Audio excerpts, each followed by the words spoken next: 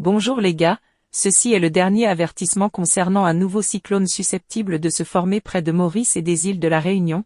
Alors avant de commencer la vidéo, abonnez-vous à cette chaîne et regardez la vidéo complète pour obtenir de meilleures informations. Comme nous l'avons informé plus tôt qu'il existe un risque de formation d'un nouveau cyclone tropical près de notre région cette semaine vers le 9 et le 10 février, les risques de nouveaux cyclones tropicaux ont donc augmenté. De nombreuses personnes affirment que nous fournissons de fausses informations. Nous voulons donc simplement tout dire. Les prévisions sont basées sur les modèles actuels et ce sont les données les plus récentes extraites du modèle GFS de Windy.com.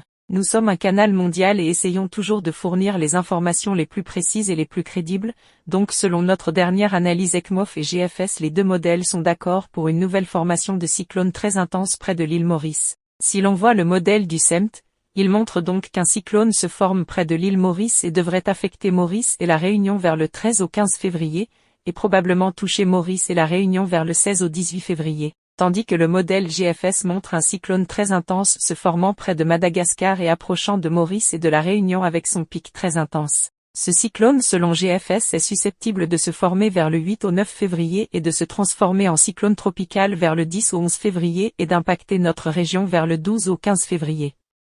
Mais plusieurs changements sont encore possibles en termes d'intensité et de trajectoire, nous devons donc étudier davantage ce système.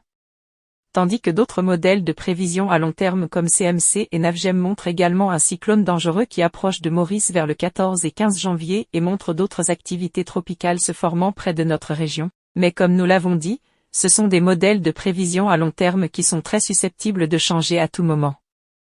Mais actuellement, l'ECMOF et le GFS montrent tous deux des cyclones très intenses sur l'île Maurice et la Réunion et maintenant ce n'est pas une prévision à très long terme, il ne reste que quelques jours pour la formation de ces systèmes. Il est donc conseillé aux gens de suivre toutes les précautions nécessaires, de rester en sécurité et de rester vigilants.